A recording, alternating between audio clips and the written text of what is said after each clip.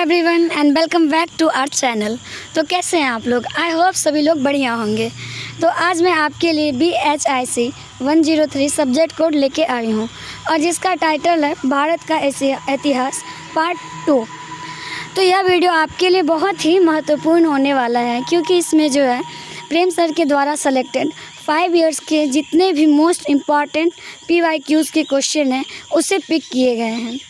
और अगर आप इन सभी प्रश्नों की सही प्रिपरेशन करके जाओगे तो मुझे यह बहुत श्योर है कि आप जो है अपने आने वाले एग्ज़ाम में बहुत अच्छा परफॉर्मेंस करोगे।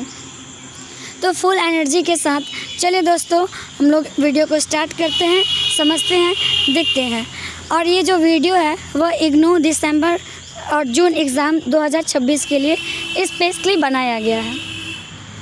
तो अब हम अपने प्रश्नों की ओर चलते हैं और देखते हैं, जिसमें से हमारा पहला प्रश्न जो है तमिलाकम के आर्थिक, राजनीतिक तथा सामाजिक संगठन पर चर्चा कीजिए। तो तमिलाकम प्राचीन दक्षिण भारत का एक प्रसिद्ध क्षेत्र था जो मुख्यतः आज के तमिलनाडु और आसपास के हिस्सों में क्या था, फैला हुआ था। इसका आर्थिक संगठन कृषि प्रधान था।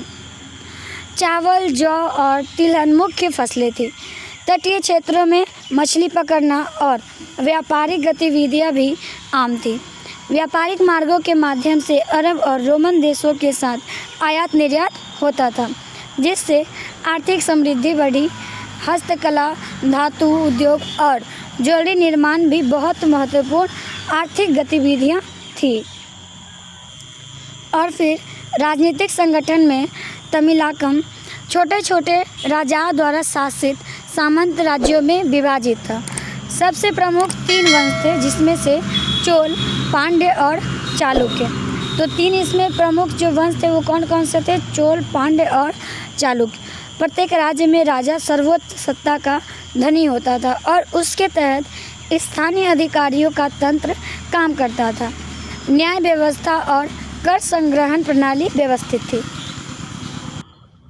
और जो सामाजिक संगठन है वो जाति और पेशे पर आधारित था। ब्राह्मण और किसी पेशे से जुड़े लोग समाज में उच्च स्थान रखते थे। व्यापारी और कारीगरों की अपनी सामाजिक पहचान थी। परिवार और गांव की भूमिका समाज में महत्वपूर्ण थी। स्त्रियों की स्थिति आर्थिक और धार्मिक गतिविधियों में अपेक्षाकृत स्वतंत्र थी। तमिलाकम का संगठन एक कृषि व्यापार आधारित व्यवस्था, शक्तिशाली राजनीतिक संरचना और व्यवस्थित सामाजिक व्यवस्था पर आधारित था। जो तालिकम है तो उसका संगठन कैसा था? कृषि व्यापार आधारित अर्थव्यवस्था था। उसके बाद शक्तिशाली राजनीतिक संरचना और व्यवस्थित सामाजिक व्यवस्था पर आधारित था, जिसने इसे दक्षिण भारत के सबसे प्राचीन सभ्यताओं में प्रमुख बनाया। जिसने इसे क्या बनाया?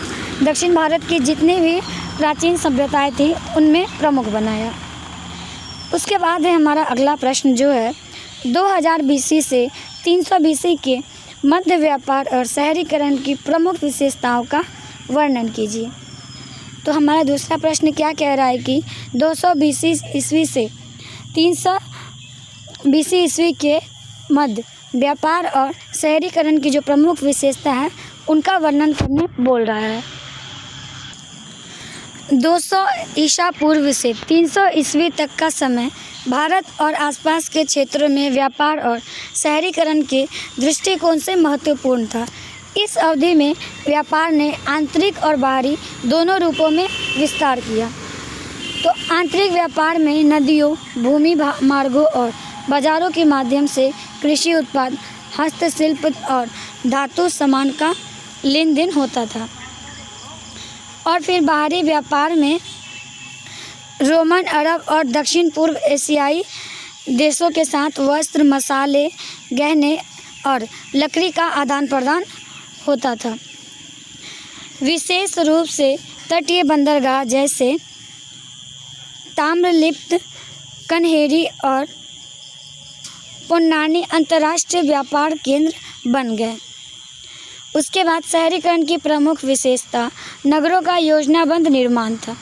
नगरों में सड़कें, जल आपूर्ति की व्यवस्था, नर वधु और बाजार क्षेत्र स्पष्ट रूप से विकसित थे। शहरी केंद्रों के आसपास कुटीर उद्योग, भट्टियाँ और कार्यशालाएं फैली थी।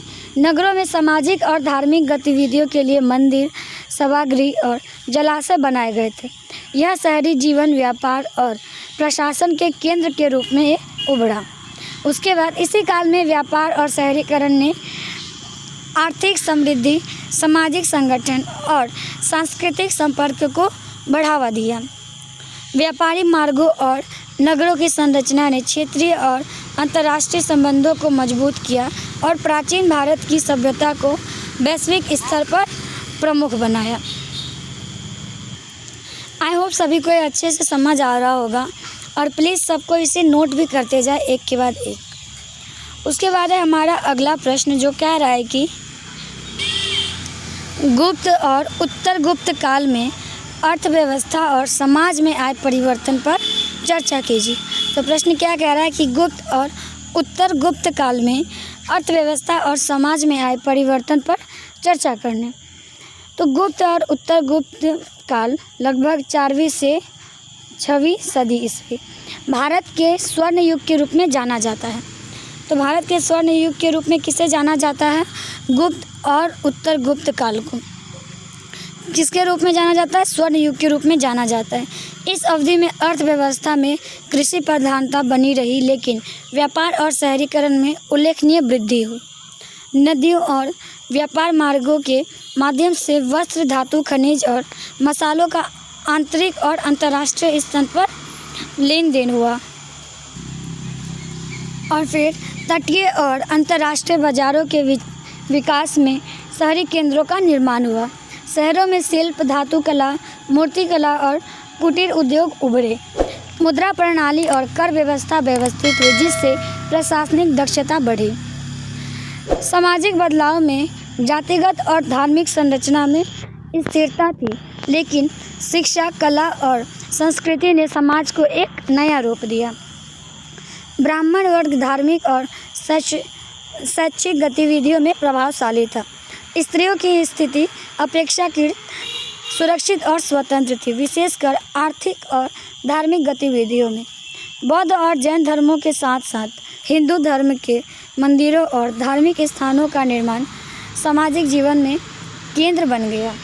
उसके बाद गुप्त और उत्तर गुप्त काल में आर्थिक समृद्धि, व्यापार और शहरीकरण के साथ साथ सामाजिक सांस्कृतिक विकास ने भारत को ऐतिहासिक रूप से महत्वपूर्ण बनाया।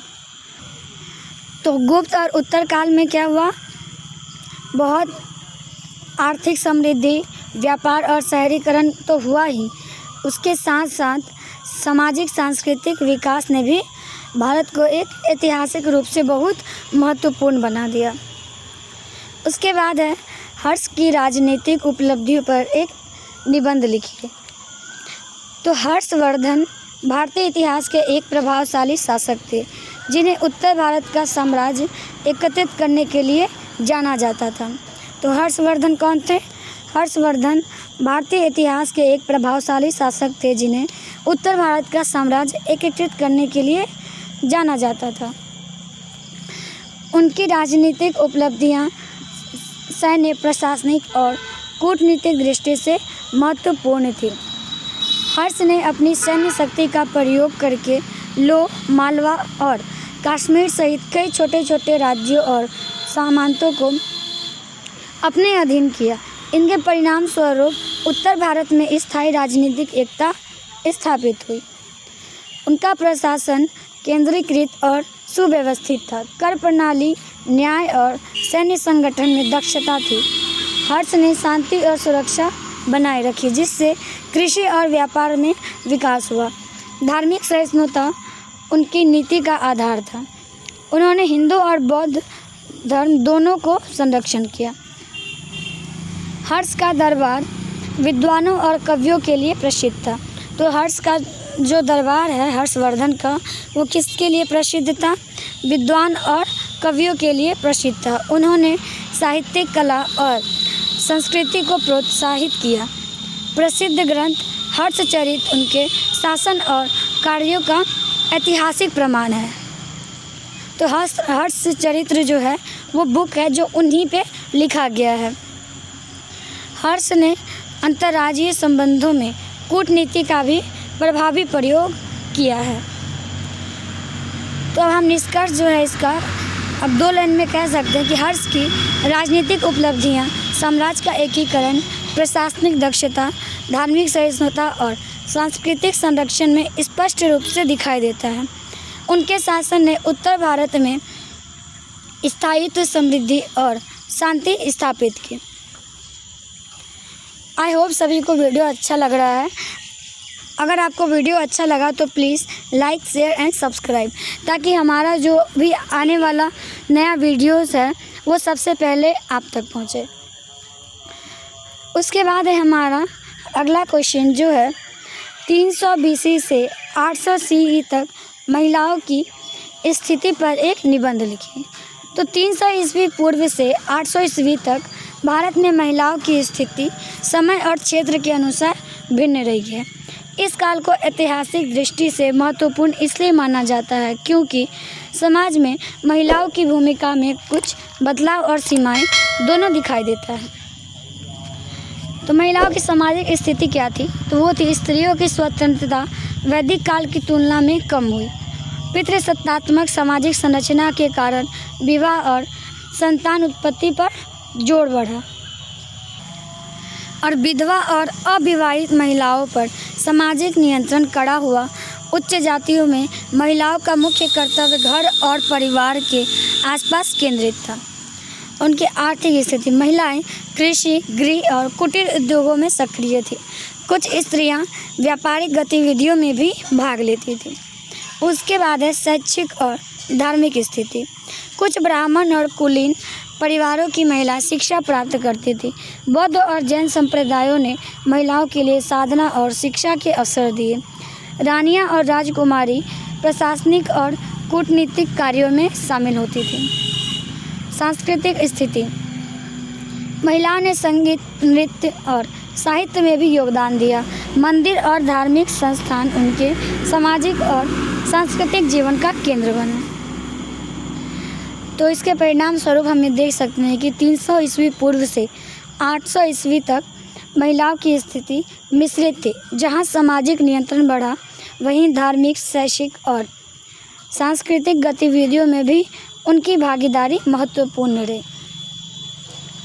उसके बाद है प्राचीन भारत में विभिन्न प्रकार की स्थापत्य कला की व्याख्या कीजिए। तो अगला प्रश्न हमारा क्या है कि भारत में विभिन्न प्रकार की स्थापत्य कला की व्याख्या कीजिए। तो प्राचीन भारत में स्थापत्य कला धार्मिक, शाही और सामाजिक जीवन का प्रमुख अंग था। तो यह किसका प्रमुख अंग था? प्राचीन भारत में स्थापत्य कला धार्मिक, शाही और सामाजिक जीवन का एक बहुत ही प्रमुख अंग था।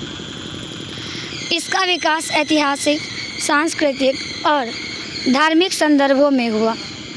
तो इसका विकास कहाँ कहाँ हुआ? ऐतिहासिक, सांस्कृतिक और धार्मिक संदर्भों में हुआ, जिसके मुख्य प्रकार हैं। पहला, मंदिर स्थापत्य, टेम्पल आर्किटेक्चर, धार्मिक उद्देश्यों के लिए निर्मित, और जो प्रमुख शैली थी वह नागर शैली, ऊंचे शिखर और गर्भगृह, द्रविड़ शैली, पिरामिडकार वृषभ और विशाल प्रांगण। उदाहरण के लिए जो है हमारा खजुराहो मंदिर और बृहदेश्वर मंदिर। उसके बाद है स्तूप और गुफा स्थाप। उसके बाद क्या है? स्तूप और गुफा स्थापत्य बौद्ध धर्म के लिए यह विकसित था। स्फीत और स्तूप बौद्ध स्मारक जैसे सांची स्तूप और गुफा मंदिर गुफाओं को साधना और ध्यान केंद्र के रूप में विकसित किया, जैसे अजंता और एलोरा गुफाएं। उसके बाद है महल और किला स्थापत्य। राजा और शासकों के निवास तथा सुरक्षा के लिए। तो ये जो महल और किला का जो स्थापना हुआ था वो क्यों हुआ था? राजा और शासकों के निवास और उसके सुरक्षा के लिए किया गया था। जिस उदाहरण के लिए हमारे पास राजगढ़ किला और जयपुर महल। उसके बाद है सार्वजनिक और नागरिक स्थापत्य, नगर नियोजन, जलाशय, बावड़ी और बाजार। सिंधु घाटी सभ्यता में मोहनजोदड़ो और हड़प्पा नगर नियोजन उत्कृष्ट उदाहरण है इसका। उसके बाद है मूर्तिकला और शिल्पकला। मंदिर और स्तूपों पर मूर्तियाँ, शिलालेख और सजावटी कला। उदाहरण के लिए खजुराहो की नृत्य मूर्ति। भारतीय जो प्राचीन भारत की स्थापत्य कला धार्मिक, सांस्कृतिक और प्रशासनिक जीवन को दर्शाती है। यह न केवल तकनीकी कौशल बल्कि सांस्कृतिक और धार्मिक समृद्धि का क्या है, एक प्रतीक है। उसके बाद है हमारा अगला प्रश्न जो है कुषाण सत्ता के उद्भव तथा स्थापना पर एक लेख लिखिए। तो अगला हमारे पास क्या है, जो कुषाण सत्ता है उसका जन्म और उसका जो स्थापना वगैरह है उस पर एक हमें लेख लिखना है, उसके बारे में बताना है। कुषाण वंश का उद्भव मध्य एशिया के युएजी जनजाति से हुआ। जो कुषाण वंश है उसका उद्भव कहाँ से हुआ, मध्य एशिया के युएजी से हुआ। ये जनजातियाँ चीन से पश्चिम की ओर आई। तो यह जनजातियाँ कहाँ से आई, चीन से पश्चिम की ओर आई और अफ़गानिस्तान, पंजाब और सिंधु घाटी में बस गई। ईसा पूर्व प्रथम शताब्दी में कनिष्क ने कुषाण सत्ता की स्थापना की। तो कुषाण सत्ता की स्थापना किसने की, ईसा पूर्व प्रथम शताब्दी में कनिष्क ने कुषाण सत्ता की स्थापना की। उनकी राजधानी पुरैना जो अभी मथुरा या पेशावर थी। अब हम लोग राजनीतिक महत्व को देखेंगे। कुषाण ने उत्तरी भारत के बड़े हिस्से को एकत्रित किया। उन्होंने प्रभावी प्रशासन और सेना का भी निर्माण किया। आर्थिक योगदान, कुषाणों ने व्यापार को बढ़ावा दिया, विशेषकर रेशम मार्ग के माध्यम से। इससे भारत और पश्चिम एशिया रोमन साम्राज्य के देशों के बीच आर्थिक संबंध मजबूत हुए। उसके बाद है सांस्कृतिक योगदान। कुषाण शासकों ने बौद्ध धर्म को संरक्षण दिया। गंधार कला का विकास हुआ। उनके सिक्कों और शिलालेखों से उस समय की सामाजिक, धार्मिक और सांस्कृतिक स्थिति का जो हमें ज्ञान मिलता है। कुषाण सत्ता का उद्भव और स्थापना भारतीय इतिहास में महत्वपूर्ण है। उन्होंने राजनीतिक स्थिरता, आर्थिक विकास और सांस्कृतिक उन्नति में बड़ा योगदान दिया। उनके शासनकाल ने भारत और मध्य एशिया के बीच संपर्क को बहुत ही मजबूत किया। उसके बाद है हमारा अगला प्रश्न। आई होप सभी को अच्छे से समझ आ रहा होगा और वो लिख रहे होंगे। अगला प्रश्न है तमिलाहम के राज्य गठन की प्रक्रिया पर संक्षिप्त चर्चा कीजिए। तो अगला प्रश्न क्या है हमारा, तमिलाहम के जो है राज्य गठन की प्रक्रिया पर हमें एक संक्षिप्त चर्चा करना है, उसके बारे में लिखना है। तमिलाहम साहित्य और ऐतिहासिक स्रोतों के अनुसार प्राचीन तमिल क्षेत्रों में छोटे छोटे सामुदायिक और ग्राम स्तर के संगठन पहले थे। इन समूहों में प्रमुख भूमिकाएं गांव के मुखिया और कुलीन परिवार निभाते थे। धीरे धीरे इन समूहों ने मिलकर बड़े राजनीतिक संगठन का रूप लिया, जिसे प्रारंभिक तमिल राज्य कहा जाता है। तो ये जो छोटा छोटा समूह था, ये मिलकर क्या किया, एक बड़ा राजनीतिक संगठन का रूप ले लिया, जिसे प्रारंभिक तमिल राज्य कहा जा सकता है। जिसे क्या कहा जाता है, प्रारंभिक तमिल राज्य कहा जा सकता है। राज्य गठन की प्रक्रिया मुख्यतः निम्न चरणों में हुई। तो जिसमें से पहला चरण है सामुदायिक संगठन। छोटे छोटे गांव और कबीले एकजुट होकर सुरक्षा और संसाधन प्रबंधन के लिए गठित हुए। उसके बाद दूसरा, ग्राम राज व्यवस्था का विकास। प्रत्येक गांव में मुखिया और पंचायत ने प्रशासन, न्याय और कर संग्रह की जिम्मेदारी संभाली। फिर सैन्य संगठन और विस्तार। कबीले और गांवों ने मिलकर सेना का गठन किया, जिससे क्षेत्रीय अधिकार और सत्ता का विस्तार हुआ। उसके बाद राजाओं का उद्भव हुआ। शक्तिशाली परिवारों और सेनापतियों ने राजा के रूप में सत्ता संभाली और कई छोटे राज्यों का एकीकृत नियंत्रण स्थापित किया। उसके बाद है सांस्कृतिक और धार्मिक एकता। भाषा, धर्म और साहित्य के माध्यम से राज्य की पहचान और स्थिरता सुनिश्चित की गई। तो जिसके परिणाम स्वरूप इसका निष्कर्ष हम निकालते हैं कि तमिलाहम के राज्य निर्माण की प्रक्रिया धीरे धीरे सामुदायिक संगठनों से केंद्रीकृत शासन तक विकसित हुई। यह प्रक्रिया सामाजिक, सैन्य और सांस्कृतिक कारकों के सम्मेलन से संभव हुई। तो यह जो तमिलाहम है उसका राज्य निर्माण की प्रक्रिया कैसे हुई? धीरे धीरे सामुदायिक संगठनों से स्टार्ट हुई और फिर वो एक केंद्रीकृत शासन बन गया, और यह प्रक्रिया सामाजिक, सैन्य और सांस्कृतिक कारकों के सम्मेलन से ही संभव हो पाया। उसके बाद है हमारा अगला क्वेश्चन जो है गुप्तों की प्रशासनिक व्यवस्था पर एक संक्षिप्त लेख लिखिए। तो अगला क्या है हमारे पास, जो गुप्त हैं उनकी गुप्त की प्रशासनिक व्यवस्था पर एक हमें संक्षिप्त लेख लिखना है। तो गुप्त वंश लगभग 220 से 550 ईस्वी तक। तो गुप्त वंश कब तक था? 320 से 50 ईस्वी तक। तो भारतीय इतिहास का स्वर्णिम युग माना जाता है। तो भारतीय इतिहास का स्वर्णिम युग किसको माना जाता है? गुप्त काल को माना जाता है। इस काल में प्रशासनिक व्यवस्था प्रभावी और सुव्यवस्थित थी। गुप्त शासन केंद्रीकृत और क्षेत्रीय स्तर पर मजबूत था। उसके बाद हम इसके राजनीतिक संगठन के बारे में पढ़ेंगे। तो गुप्त सम्राटों ने अपने साम्राज्य को छोटे छोटे राज्यों या प्रांतों में बांटा। प्रत्येक प्रांत का प्रशासनिक प्रमुख महाधिकारी या राजा होता था, जो केंद्र को एक कर और सेना में सहायता प्रदान करता था। राजधानी में राजा का सचिवालय और मंत्री परिषद थी। सैन्य प्रशासन, सैन्य संगठन मजबूत था। प्रत्येक प्रांत में स्थानीय सैनिक और सेना की इकाइयाँ थीं। युद्ध और सुरक्षा के लिए सामंतों और क्षत्रियों की सहायता ली जाती थी। उसके बाद है आर्थिक और कर प्रशासन। गुप्तों में भूमि कर, व्यापार कर और स्थानीय शुल्क लगाकर राजस्व संग्रह किया। कृषक और व्यापारी कर देने के मुख्य स्रोत थे। उसके बाद है सांस्कृतिक और न्यायिक प्रशासन। गुप्त शासक धर्म और संस्कृति के संरक्षक थे। न्याय व्यवस्था में राजा सर्वोच्च न्यायाधीश होता था। पंचायत और स्थानीय न्यायाधिकरण भी काम करते थे।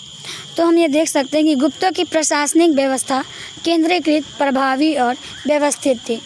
उन्होंने प्रांतीय प्रशासन, कर प्रणाली और न्यायिक प्रबंधन को सुव्यवस्थित करके भारतीय इतिहास में स्थिर शासन स्थापित किया। इसके बाद हमारा अगला प्रश्न जो है गुप्त उत्तर काल में सामान्य पतन की अवधारणा की आलोचना प्रस्तुत कीजिए। तो कुछ इतिहासकार गुप्त साम्राज्य के पतन के बाद पूरे भारत में राजनीतिक, सामाजिक और आर्थिक ढांचे के कमजोर होने की अवधारणा प्रस्तुत करते हैं, जिसे सामान्य पतन कहा जाता है। उनके अनुसार गुप्तोत्तर काल में राजनीतिक स्थिरता खत्म हो गई, साम्राज्य विखंडित हो गया और कला संस्कृति का स्तर गिर गया। उसके बाद है यहाँ पे आलोचना। तो सांस्कृतिक विकास जारी रहा। गुप्तों के पतन के बाद भी दक्षिण भारत और बंगाल में कला, साहित्य और मंदिर निर्माण का विकास जारी रहा। इसका मतलब है कि सांस्कृतिक पतन नहीं हुआ। उसके बाद आर्थिक गतिविधियां सक्रिय रही। व्यापार, कृषि और कर संग्रह गुप्तोत्तर काल से भी चलते रहे। विशेषकर समुद्री व्यापार और स्थानीय बाजार सक्रिय थे। राजनीतिक विविधता, राजनीतिक विखंडन के बावजूद नए क्षेत्रीय राज्य और सामंतिक संगठन उभरे, जिससे केंद्रीकृत शासन की जगह लचीला और स्थायी प्रशासनिक मॉडल आया। इतिहासकारों की एक तरफा दृष्टि। पतन की अवधारणा मुख्यतः उत्तरी भारत पर आधारित है। दक्षिण और पूर्वी क्षेत्रों में सामाजिक और आर्थिक व्यवस्था मजबूत बनी रही। तो हम ये कहते हैं, देख पा रहे हैं कि गुप्तोत्तर काल को पूर्ण पतन कहना ठीक नहीं है। यह केवल राजनीतिक केंद्रीकरण की कमी थी, जबकि सांस्कृतिक और फिर अर्थव्यवस्था और सामाजिक जीवन अपने विकास में सक्रिय रहे। उसके बाद है हमारा अगला प्रश्न जो है विभिन्न स्वरूपों में पौराणिक हिंदू धर्म के उद्भव की प्रक्रिया पर चर्चा कीजिए। तो अगला प्रश्न क्या है कि विभिन्न स्वरूपों में पौराणिक हिंदू धर्म के उद्भव की प्रक्रिया पर चर्चा कीजिए। तो ये जो है पौराणिक हिंदू धर्म, जिसे वैदिक धर्म के बाद विकसित धार्मिक परंपरा माना जाता है, उसका उद्भव बहुत धीरे धीरे हुआ। इसका विकास आर्य और गैर आर्य संस्कृतियों के मिश्रण, सामाजिक आवश्यकता और धार्मिक अनुभवों के परिणाम स्वरूप। तो इसकी जो उद्भव हुआ और उद्भव की जो प्रक्रिया थी, उसके मुख्य चरण अब हम लोग पढ़ेंगे। इसमें से पहला है वैदिक धर्म से विकास। तो आर्य लोगों के वैदिक धर्म में ऋग्वेद, यजुर्वेद आदि शामिल थे। आर्यों ने अग्नि और अन्य देवताओं की पूजा की, जो प्राकृतिक शक्तियों के प्रतीक थे। उसके बाद लोक धर्म और देवी देवताओं का समावेश, आदिवासी और स्थानीय देवी देवताओं और पितृ सत्कार जैसी परंपराओं को वैदिक धर्म में समाहित किया गया। उसके बाद तीसरा महाकाव्य और पुराणों का योगदान। महाभारत, रामायण और विभिन्न पुराणों के माध्यम से धर्म में नैतिकता, धर्म और सामाजिक नियमों का विकास हुआ। उसके बाद है अद्वैत और भक्ति परंपरा। उपनिषदों और भगवद गीता ने आध्यात्मिक ज्ञान और भक्ति के महत्व को बढ़ावा दिया। इससे धर्म के व्यक्तिगत और सार्वभौमिक रूप का विकास हुआ। और फिर धार्मिक और सामाजिक बहुलता। विभिन्न सामाजिक वर्ग, जातियाँ और क्षेत्रीय प्रथाओं ने हिंदू धर्म को बहुआयामी और लचीला बनाया। तो हम यहाँ देख सकते हैं कि जो पौराणिक हिंदू धर्म का उद्भव है वह एक क्रमिक प्रक्रिया थी, जिसमें वैदिक, स्थानीय और भक्ति परंपराओं का समन्वय हुआ। इसका स्वरूप समय, स्थान और समाज के अनुसार विकसित होता रहा, जिससे हिंदू धर्म एक जीवंत और बहुसांस्कृतिक धार्मिक परंपरा बना। उसके बाद है हमारा अगला प्रश्न जो है मौर्योत्तर काल में स्तूप व रॉक कट वास्तुकला की उत्पत्ति पर चर्चा कीजिए। तो अगला प्रश्न में क्या कह रहा है कि मौर्योत्तर काल में स्तूप व रॉक कट वास्तुकला की उत्पत्ति पर चर्चा कीजिए। तो मौर्योत्तर काल लगभग 2 शताब्दी ईसा पूर्व से 3 शताब्दी ईस्वी तक। तो इसमें भारत में धार्मिक और वास्तुकला का महत्वपूर्ण विकास हुआ। इस काल में विशेष रूप से बौद्ध धर्म की स्थापत्य परंपराओं का प्रसार हुआ। इस और स्तूपों का उद्भव हुआ। मूलतः बौद्ध धर्म की श्रद्धा स्थलों का प्रतीक है। तो स्तूप क्या है? बौद्ध धर्म की श्रद्धा स्थल का एक प्रतीक है, जहाँ बुद्ध के अवशेष या धर्म संबंधित वस्तुएं सुरक्षित रखी जाती थी। प्रारंभिक स्तूप मौर्य शासन काल में अशोक ने बनवाया, लेकिन मौर्योत्तर काल में इन्हें और सजावटी रूप दिया गया। सांची, भालके और नागार्जुन कोट जैसे स्थल प्रमुख उदाहरण हैं। यहाँ ढांचे में द्वारिका, चक्र और परिपथ जैसे विशेषताएं दिखाई देती है। उसके बाद है रॉक कट वास्तुकला का विकास। तो मौर्योत्तर काल में प्राकृतिक चट्टानों को काटकर गुफाएं, मठ और स्तूप निर्माण किए गए। भिक्षुओं के रहने और ध्यान करने के लिए गुफाओं में कक्ष बनाए गए। अजंता, एलोरा और बारिच गुफाएं प्रमुख उदाहरण हैं, जिनमें धार्मिक चित्रकला और मूर्तिकला भी शामिल है। उसके बाद जो इसकी विशेषताएं थी वो थी इस काल की वास्तुकला में धर्म और कला का संयोजन बहुत ही स्पष्ट था। धार्मिक उद्देश्यों के साथ साथ स्थापत्य में सजावट, मूर्तिकला और चित्रकला का प्रयोग बढ़ा। तो मौर्योत्तर काल में स्तूप और रॉक कट वास्तुकला ने भारतीय बौद्ध स्थापत्य कला को समृद्ध किया। इसने धार्मिक, सांस्कृतिक और कलात्मक दृष्टि से स्थायी योगदान दिया। उसके बाद है हमारा अगला प्रश्न, दक्कन में कृषि बस्तियों के प्रसार का आलोचनात्मक परीक्षण कीजिए तथा सामाजिक जीवन पर उनके प्रभाव की संक्षिप्त चर्चा कीजिए। तो दक्कन क्षेत्र मध्य और दक्षिण भारत का पठारी इलाका, जिसमें प्राचीन काल से कृषि का महत्व था। कृषि बस्तियों का प्रसार इस क्षेत्र की प्राकृतिक उपयोगिता और स्रोत के कारण संभव हुआ। आलोचनात्मक परीक्षण, स्थायित्व और विकास। कृषि बस्तियां स्थायी निवास और उत्पादन का केंद्र बन गई। यह विकास ग्रामीण अर्थव्यवस्था और स्थानीय व्यापार को बढ़ावा देता है। उसके बाद भू राजनीतिक प्रभाव, कुछ बस्तियां सामरिक दृष्टि से मजबूत बन गई, जिससे छोटे क्षेत्रीय राज्यों का गठन संभव हुआ। सीमाएं, उसके बाद है तीसरा सीमाएं।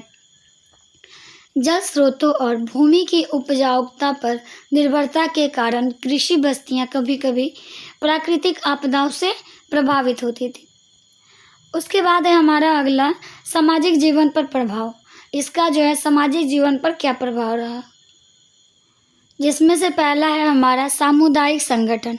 स्थायी बस्तियों में पंचायत और सामाजिक व्यवस्थाएं विकसित हुई। दूसरा जातीय और आर्थिक संरचना। कृषक, शिल्पकार और व्यापारी वर्ग उभरे, जिससे सामाजिक विभाजन स्पष्ट हुआ। उसके बाद धार्मिक और सांस्कृतिक जीवन। स्थायी बस्तियों ने पूजा, त्योहार और सांस्कृतिक गतिविधियों के केंद्र के रूप में कार्य किया। आजीविका और परिवार। कृषि जीवन ने परिवार और उत्पादन आधारित समुदाय को सुदृढ़ किया। तो यहाँ हम देख सकते हैं कि दक्कन में कृषि बस्तियों का प्रसार न केवल आर्थिक और राजनीतिक दृष्टि से महत्वपूर्ण था, बल्कि इसमें सामाजिक संगठन, सांस्कृतिक जीवन और सामुदायिक सहयोग को भी बल मिला। हालांकि प्राकृतिक संसाधनों पर निर्भरता और सीमित उत्पादन की चुनौतियां भी बनी रही। उसके बाद आता है हमारा अगला प्रश्न कि जो है 220 ईस्वी से 320 ईस्वी तक भारतीय उपमहाद्वीप के विभिन्न हिस्सों में शहरों के उद्भव पर चर्चा कीजिए। तो इस काल में भारतीय उपमहाद्वीप में शहरों का उद्भव आर्थिक, राजनीतिक और सामाजिक कारणों से हुआ। महाजनपद काल और मौर्य साम्राज्य के बाद नगरों का विस्तार अधिक स्पष्ट रूप से दिखाई देता है। आर्थिक कारण, कृषि उत्पादन में वृद्धि और व्यापारिक मार्गों का विकास। नदी घाटियों जैसे गंगा और सिंधु में व्यापार और संसाधन आधारित नगर विकसित हुए। राजनीतिक कारण, जिसमें साम्राज्य और राज्यों ने प्रशासनिक केंद्रों और राजधानियों के रूप में शहरों का निर्माण किया। सुरक्षा और सैन्य दृष्टि से किलेबंदी और संरचनात्मक योजनाएं विकसित हुई। फिर सामाजिक और सांस्कृतिक कारण, शहरों में शिल्प, कला, धार्मिक केंद्र और शिक्षण संस्थान विकसित हुए। बौद्ध धर्म और जैन धर्म के प्रभाव से मठ और स्तूपों में आसपास नगरों का निर्माण हुआ। उदाहरण के लिए है पाटलिपुत्र। मौर्य और गुप्त काल प्रशासनिक और व्यापारिक केंद्र था। वैशाली और तक्षशिला शिक्षा और व्यापार के केंद्र। सांची और भालके धार्मिक और सांस्कृतिक केंद्र। तो 200 ईस्वी पूर्व से 300 ईस्वी तक शहरों का उद्भव भारतीय उपमहाद्वीप में सामाजिक, आर्थिक और राजनीतिक जीवन के संगठन को प्रभावित करने वाला था। ये नगर व्यापार, प्रशासन और सांस्कृतिक के केंद्र बन गए, जिसने बाद में शहरी विकास की नींव रखी। आई होप आप सभी को यह अच्छे से समझ आ रहा होगा। और आप लोगों को यह नोट ज़रूर से ज़रूर ले लेना चाहिए। और यह हमारे चैनल के डिस्क्रिप्शन में व्हाट्सएप नंबर दिया गया है, और वहाँ से आप हमें कांटेक्ट करके बहुत ही अफोर्डेबल प्राइस में इस PDF को परचेज़ कर सकते हो। तो उसके बाद अब आता है हमारा अगला प्रश्न, गुप्तोत्तर राज व्यवस्था, समाज व अर्थव्यवस्था की प्रकृति का परीक्षण कीजिए। तो प्रश्न क्या बोल रहा है कि गुप्तोत्तर राज्य व्यवस्था, समाज व अर्थव्यवस्था की जो प्रकृति है उसके बारे में हमें पढ़ना है, प्रशिक्षण करना है। गुप्तोत्तर काल लगभग 550 से 650 ईस्वी तक। तो गुप्तोत्तर काल में गुप्त साम्राज्य के पतन के बाद भारत में राजनीतिक और सामाजिक ढांचे में परिवर्तन हुआ। राज्य व्यवस्था, केंद्रीकृत गुप्त प्रशासन का धीरे धीरे क्षरण हुआ। छोटे क्षेत्रीय राज्य और सामंतिक सत्ता उभरी। राजा और सामंत स्थानीय प्रशासन कर संग्रह और सुरक्षा में प्रभुत्व रखते थे। राजनीतिक एकता कमजोर होने के बावजूद क्षेत्रीय शासन में स्थिरता बनी रही। उसके बाद है समाज। जाति और सामाजिक विभाजन का महत्व बना रहा। ग्राम और सामुदायिक संगठन मजबूत रहे। स्थानीय कृषि बस्तियों और नगरों के कारण सामाजिक जीवन संगठित हुआ। धर्म और संस्कृति ने सामाजिक एकता और पहचान बनाए रखी। उसके बाद है अर्थव्यवस्था। तो कृषि मुख्य आय का स्रोत बनी रही। व्यापार और हस्तशिल्प स्थानीय और अंतर्राष्ट्रीय स्तर पर सक्रिय थे। कर प्रणाली और उत्पादन आधारित अर्थव्यवस्था ने स्थायित्व बनाए रखा। समुद्री व्यापार और अंतर्राज्यीय व्यापार से आर्थिक जीवन सुदृढ़ हुआ। तो गुप्तोत्तर काल में राज्य व्यवस्था केंद्रीकृत नहीं थी, लेकिन स्थानीय शासन सक्रिय था। समाज और अर्थव्यवस्था ने अपनी गतिशीलता और स्थिरता बनाए रखी। इस काल ने राजनीतिक विखंडन के बावजूद सांस्कृतिक और आर्थिक जीवन को जीवित रखा। उसके बाद है हमारा अगला क्वेश्चन जो है श्रेणी व्यवस्था की कार्य प्रणाली पर एक लेख लिखिए। तो अगला प्रश्न हमारा क्या है, श्रेणी व्यवस्था के बारे में है और इसकी कार्य प्रणाली के बारे में। तो भारतीय समाज में प्राचीन काल से श्रेणी व्यवस्था वर्ण प्रणाली का प्रभाव रहा है। यह व्यवस्था सामाजिक, धार्मिक और आर्थिक जीवन को संगठित करने का साधन थी। मुख्य वर्ग जिसमें, जैसा कि हमने इसमें पहले भी पढ़ा था कि जो वर्ण व्यवस्था है उसे 4 भागों में बांटा गया, जिसमें से पहला है हमारा ब्राह्मण, जो वेदों का ज्ञान रखने वाले होते थे, उन्हें शिक्षक और जो पुरोहित होते थे। उसके बाद आते थे क्षत्रिय, लाइक राजा, सेनापति और सुरक्षा प्रदान करने वाले। फिर होते थे वैश्य, व्यापारी, कृषक और आर्थिक गतिविधियों के संचालन करता। और फिर अंत में शूद्र आते थे, सेवा, शिल्प और श्रम के कार्य करने वाले। अब हम देखेंगे कार्य क्षेत्र। प्रत्येक वर्ग का जीवन और पेशा निश्चित था। सामाजिक कर्तव्य और पेशागत दायित्व वर्णानुसार तय होते थे। विवाह, आचार व्यवहार और सामाजिक संबंधों में वर्गीय सीमाएं स्पष्ट थीं। उसके बाद है सांस्कृतिक और धार्मिक आधार। वेदों और धर्मशास्त्रों में वर्णों का वर्णन किया गया। प्रत्येक वर्ग के कर्म और दायित्व धर्म और कर्म के सिद्धांतों से जुड़े थे। और फिर है हमारा सामाजिक और आर्थिक प्रभाव। श्रेणी व्यवस्था ने समाज में स्थिरता बनाए रखी। उसके बाद आर्थिक गतिविधियां और पेशेवर कौशल वर्गानुसार व्यवस्थित हुए। हालांकि समय के साथ यह व्यवस्था सामाजिक असमानता और गतिशीलता में बाधक बनी। तो हम ये देख सकते हैं कि श्रेणी व्यवस्था ने प्राचीन भारतीय समाज को संरचना और पहचान दी। यह सामाजिक और धार्मिक कर्तव्यों के आधार पर कार्य करती थी, लेकिन स्वतंत्रता और समानता में सीमाएं भी उत्पन्न रही। उसके बाद है हमारा अगला प्रश्न जो है वैदिक व पौराणिक साहित्य के उद्भव का वर्णन। उसके बाद अगला हमारा क्या है वैदिक व पौराणिक साहित्य के उद्भव का वर्णन। तो भारतीय साहित्य और संस्कृति में वैदिक और पौराणिक साहित्य का अत्यंत महत्व है। वैदिक साहित्य आर्यों के आगमन और उनके धार्मिक जीवन के अनुभवों से उत्पन्न हुआ है। तो वैदिक साहित्य कहाँ से उत्पन्न हुआ है? आर्यों के आगमन और उनके धार्मिक जीवन से, जिसका मुख्य उद्देश्य देवताओं की पूजा और अनुष्ठानों का निर्देश देना था।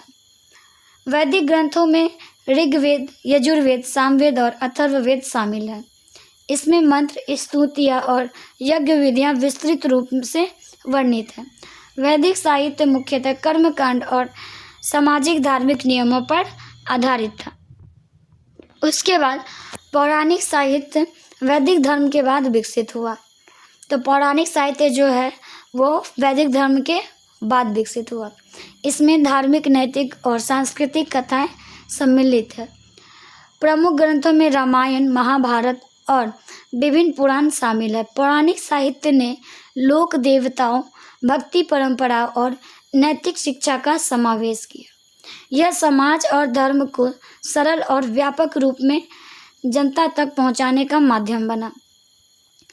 वैदिक और पौराणिक कहाँ वैदिक और पौराणिक साहित्य के उद्भव की प्रक्रिया क्रमिक थी। पहले धार्मिक अनुष्ठान और कर्मकांड पर ध्यान था, फिर कथाओं, देवी देवता और भक्ति परंपराओं के माध्यम से समाज में नैतिक और सांस्कृतिक शिक्षा फैलती गई। तो हम ये देख सकते हैं कि वैदिक साहित्य ने धार्मिक ज्ञान और कर्मकांड स्थापित किया, जबकि पौराणिक साहित्य ने कथा, भक्ति और नैतिक शिक्षा के माध्यम से भारतीय समाज और संस्कृति को समृद्ध किया। दोनों साहित्यिक परंपराएं आज भी भारतीय संस्कृति की आधारशिला है। उसके बाद है हमारा अगला प्रश्न। तो ये कह रहा है कि धातु कर्म, जल व्यवस्था, अभियांत्रिकी, खगोल विज्ञान व गणित में भारतीय विज्ञान का क्या योगदान है। तो ये हमारा प्रश्न क्या कह रहा है कि धातु कर्म, जल व्यवस्था, अभियांत्रिकी, खगोल विज्ञान और गणित में भारतीय विज्ञान का क्या योगदान रहा है। तो प्राचीन भारत ने विज्ञान और तकनीक में कई क्षेत्रों में महत्वपूर्ण योगदान दिया। धातु कर्म में भारतवर्ष अत्यंत उन्नत था। सिंधु घाटी सभ्यता में तांबे, सीसा, कांस्य और लोहे के उपकरण पाए गए। मौर्य और गुप्त काल में लोहे की मजबूत शिलाएं और स्तंभ जैसे दिल्ली का लौह स्तंभ निर्मित हुए, जो जन प्रतिरोधी और अत्यंत टिकाऊ है। उसके बाद जल व्यवस्था, अभियांत्रिकी में भी प्राचीन भारतीय विद्वानों ने उत्कृष्ट कार्य किए। सिंधु घाटी और दक्षिण भारत के नगरों में जलाशय, कुएं, नहरें और टैंक बनाए गए। उदाहरण के लिए धौलावीरा की जल संचयन प्रणाली और दक्षिण भारत के मंदिरों के जलाशय।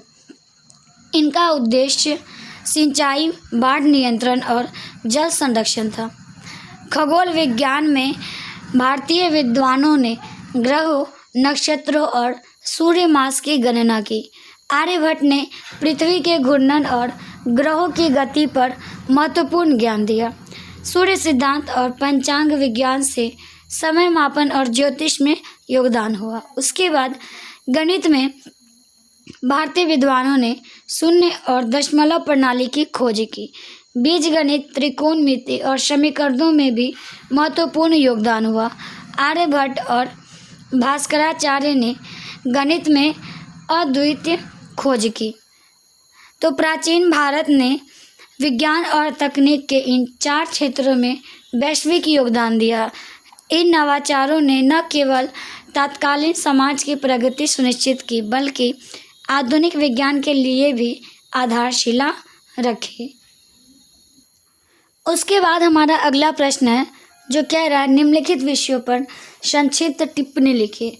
तो हमारे पास यहाँ पे अलग अलग विषय दिए रहेंगे जिनके बारे में हमें लिखना है।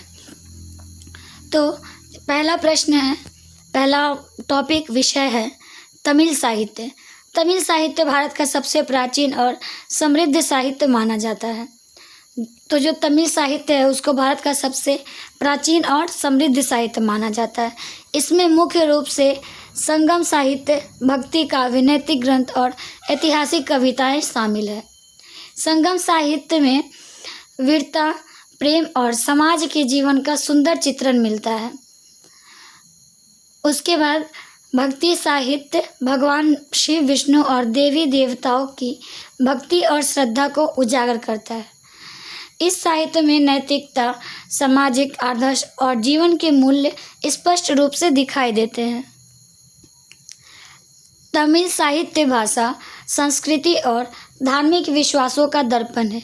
यह पीढ़ी दर पीढ़ी भारतीय संस्कृति और परंपरा को संरक्षित करने में सहायक रहा है। उसके बाद है हमारे पास उदयगिरि और एरन की मूर्ति कला। तो उदयगिरि और एरन की मूर्ति कला प्राचीन भारतीय शिल्पकला के उत्कृष्ट उदाहरण हैं। उदयगिरि की गुफाएं और एरन की मूर्तियां गुप्तकालीन कला को दर्शाती है। तो उदयगिरि और एरन की जो मूर्ति कला है वो हमारे प्राचीन भारत की जो है उत्कृष्ट उदाहरण है। और जो उदयगिरि की गुफाएं हैं वो एरन की मूर्तियां वो गुप्त काल की जो कला है उसको दर्शाती है। इन मूर्तियों में देवी देवताओं, युद्ध और जीवन दृश्यों का चित्रण मिलता है। कला में प्राकृतिकता, सौंदर्य और सूक्ष्म विवरणों का अद्भुत मेल दिखाई देता है। यह मूर्तिकला धार्मिक विश्वास और समाज की संस्कृति को भी प्रदर्शित करती है। उसके बाद है हमारा आर्यभट्ट। तो आर्यभट्ट जो हैं प्राचीन भारत के महान गणितज्ञ और खगोल वैज्ञानिक थे। तो आर्यभट्ट कौन थे? प्राचीन भारत के महान गणितज्ञ और खगोल वैज्ञानिक थे जिन्होंने शून्य और दशमलव प्रणाली का विकास किया। तो जो दशमलव प्रणाली है और शून्य, उनका विकास कौन किया? आर्यभट्ट ने ही किया। इसके अलावा उन्होंने पाई का मान और ग्रहों की गति का अध्ययन किया। आर्यभट्ट के ग्रंथों में खगोल विज्ञान, ज्योतिष और गणितीय सूत्रों का महत्वपूर्ण योगदान मिलता है। उनकी खोजों ने भारतीय और विश्व विज्ञान को एक नई दिशा दी। उसके बाद है हमारा पुराण तथा महाकाव्य। पुराण धार्मिक कथाएं, इतिहास और समाज के नियम बनाते हैं। इनमें देवी देवताओं, राक्षसों और मनुष्य की कथाएं होती है। महाकाव्य जैसे रामायण और महाभारत नैतिकता, धर्म और जीवन के आदर्श सिखाते हैं। ये साहित्य न केवल धार्मिक और सामाजिक ज्ञान देते हैं बल्कि भारतीय संस्कृति और परंपराओं को भी संरक्षित करते हैं। उसके बाद कुषाण की धार्मिक नीति। तो कुषाण साम्राज्य ने धार्मिक सहिष्णुता और संरक्षण की नीति अपनाई। वे विभिन्न धर्मों के प्रति उदार दृष्टिकोण रखते थे। बौद्ध धर्म को उन्होंने विशेष समर्थन दिया। उनके समय में बौद्ध स्तूपों और गुफाओं का निर्माण हुआ। इनके साथ ही हिंदू और जैन धर्मों को भी संरक्षण मिला। कला और स्थापत्य में इस नीति का प्रभाव दिखाई देता है, जैसे गांधार कला और बुद्ध मूर्तियों का विकास। कुषाणों की धार्मिक नीति ने विभिन्न संस्कृतियों और धर्मों के मध्य संवाद और सह अस्तित्व को बढ़ावा दिया। इससे साम्राज्य में सामाजिक स्थिरता बनी और व्यापार, कला और शिक्षा का विकास हुआ। उसके बाद है दक्कन में राजनीतिक स्थिति। तो दक्कन क्षेत्र प्राचीन और मध्यकालीन भारत में राजनीतिक रूप से महत्वपूर्ण रहा। यह क्षेत्र कई स्वतंत्र और शक्तिशाली राज्यों से नियंत्रित था। यहाँ विभिन्न राष्ट्र और राजवंश शासन करते थे, जैसे सातवाहन साम्राज्य। इस क्षेत्र की भौगोलिक स्थिति और व्यापारिक मार्गों के कारण सत्ता संघर्ष सामान्य थे। दक्कन में सामरिक संघर्ष और सत्ता की स्थिरता दोनों दिखाई देती थी। और फिर स्थानीय राजा और सामंत अपनी स्वतंत्रता बनाए रखने के लिए लगातार संघर्ष करते थे। इसके बावजूद दक्कन संस्कृति, कला और धर्म के विकास में भी महत्वपूर्ण रहा। यहाँ हिंदू, बौद्ध और जैन धर्मों का प्रभाव दिखाई देता था। राजनीतिक उतार चढ़ाव के बावजूद यह क्षेत्र कला, स्थापत्य और साहित्य में एक समृद्ध रहा। उसके बाद आता है हमारा भारतीय यूनानी शासक। भारतीय यूनानी शासक या ग्रेको-बैक्ट्रियन एक इंडो ग्रीक शासन प्राचीन भारत में उत्तर पश्चिमी सीमाओं में आए। इन शासकों का मुख्य उद्देश्य व्यापार और सामरिक नियंत्रण था। सबसे प्रसिद्ध भारतीय यूनानी शासक इंडो ग्रीक राजा मेंदर थे, जिनका उल्लेख बौद्ध ग्रंथों में भी मिलता है। उन्होंने बौद्ध धर्म को संरक्षण दिया और इसके प्रचार प्रसार में योगदान दिया। इन शासकों ने सिक्कों और मूर्तियों के माध्यम से कला और संस्कृति में यूनानी और भारतीय शैली का मिश्रण प्रस्तुत किया। उनके शासनकाल में नगर, कला, व्यापार और धर्म का विकास हुआ। भारतीय यूनानी शासक भारतीय उपमहाद्वीप में सांस्कृतिक आदान प्रदान और धर्म, कला एवं राजनीति के मिश्रण के प्रतीक रहे। उसके बाद है हमारा अगला विषय जो है कन्नौज का मौखरी राजवंश। तो कन्नौज का मौखरी राजवंश उत्तर भारत में महत्वपूर्ण था। इस राजवंश ने गुप्त काल के पतन के बाद राजनीतिक स्थिरता और प्रशासनिक व्यवस्था को पुनः स्थापित किया। उन्होंने कन्नौज को अपनी राजधानी बनाया और क्षेत्रीय राज्यों पर नियंत्रण बनाए रखा। मौखरी शासकों ने कला, संस्कृति और साहित्य का संरक्षण किया। वे हिंदू धर्म के समर्थक थे, लेकिन अन्य धार्मिक गतिविधियों के लिए सहिष्णुता रखते थे। उसके बाद है हमारा अगला वो है जो अगला विषय है वो है उर सभा व नगरम। उर सभा और नगरम प्राचीन भारतीय नगर व्यवस्था और सामाजिक संगठन को दर्शाते हैं। उर छोटे गांव या कस्बे थे। सभा प्रशासनिक और न्यायिक कार्यों के लिए बने स्थान थे। तो उर क्या थे, वो छोटे गांव या कस्बे थे, और जो सभा था वो प्रशासनिक और न्यायिक कार्यों के लिए बना स्थान था। और नगरम बड़े शहर या नगर थे। ये संस्थाएं समाज में शासन, न्याय और व्यापार की सुविधा देती थी। शहरों में व्यापार, कला और संस्कृति का विकास होता था। उसके बाद है हमारा अगला चालुक्यों एवं पल्लवों का उदय। तो चालुक्य और पल्लव का उदय भारत के प्रमुख साम्राज्य थे। तो चालुक्य और पल्लव जो है वो कहाँ, दक्षिण भारत के बहुत ही प्रमुख साम्राज्य थे। चालुक्य वंश दक्कन में राजनीतिक और सांस्कृतिक प्रभुत्व स्थापित किया। पल्लवों ने तमिल क्षेत्र में शासन किया और कला, स्थापत्य व साहित्य को बढ़ावा दिया। इनका उदय दक्षिण भारत में राजनीतिक स्थिरता, उसके बाद धार्मिक संरक्षण और स्थापत्य कला के विकास के लिए बहुत ही क्या था, महत्वपूर्ण था। उसके बाद है महिलाओं की शिक्षा और संपत्ति अधिकार। तो प्रारंभिक भारत में महिलाओं की शिक्षा और संपत्ति अधिकार समाज और कला के अनुसार भिन्न थे। ब्राह्मण और शाही परिवारों की महिलाओं को शिक्षा का अवसर अधिक मिलता था, जबकि सामान्य वर्ग की महिलाओं के लिए सीमित था। धर्म ग्रंथों में महिलाओं के लिए कुछ संपत्ति अधिकार सामान्यता प्राप्त थे, जैसे सती, विधवा अधिकार और उत्तराधिकार। मध्यकाल में भी राजवंशों और नगरों में महिलाओं की शिक्षा और संपत्ति के अधिकार सामाजिक और धार्मिक नियमों से नियंत्रित रहते थे। उसके बाद है हमारा अगला प्रश्न जो है द्रविड़ भाषाएं। तो द्रविड़ भाषाएं दक्षिण भारत में प्राचीनतम भाषाई समूह है। इनमें तमिल, तेलुगु, कन्नड़ और मलयालम प्रमुख है। तो द्रविड़ भाषा में कौन कौन सबसे ज़्यादा प्रमुख है? तमिल, तेलुगु, कन्नड़ और मलयालम प्रमुख है। और ये जो भाषा है वो प्राचीनतम भाषा है दक्षिण भारत का। द्रविड़ भाषाएं साहित्य, संस्कृति और धार्मिक अभिव्यक्ति का माध्यम रही है। तमिल सबसे प्राचीन और समृद्ध साहित्यिक भाषा मानी जाती है। इन भाषाओं ने दक्षिण भारतीय कला, स्थापत्य और धर्म ग्रंथों को संरक्षित करने में महत्वपूर्ण भूमिका निभाई। अब है हमारा अगला प्रारंभिक मध्यकाल में भू अनुदान। तो प्रारंभिक मध्यकाल में राजा और सामंत भूमि का वितरण करते थे, जिसे भू अनुदान कहा जाता था। तो प्रारंभिक मध्यकाल में जो राजा और सामंत थे वो भूमि का वितरण करते थे, जिसे ही क्या कहा जाता था, भू अनुदान कहा जाता था। यह शासन और सेना को स्थिर करने का एक तरीका था। भूमि प्राप्तकर्ता सामंत या अधिकारी स्थानीय प्रशासन, कर संग्रह और सैनिक सेवा का कार्य करते थे। इससे कृषि, व्यापार और प्रशासन में स्थिरता बनी और साम्राज्य का विस्तार आसान हुआ। उसके बाद है पल्लव वास्तुकला। पल्लव वंश की वास्तुकला दक्षिण भारत में उत्कृष्ट थी। उन्होंने महाबलीपुर में सुंदर गुफाएं, रथ और मंदिर बनाए। पल्लव स्थापत्य में प्राकृतिक चट्टानों पर उकेरी गई मूर्तियां, स्तंभ और देवी देवताओं की मूर्तियां विशेष थी। यह वास्तुकला धार्मिक विश्वास, कला और स्थापत्य कौशल का अद्भुत मिश्रण दर्शाती है।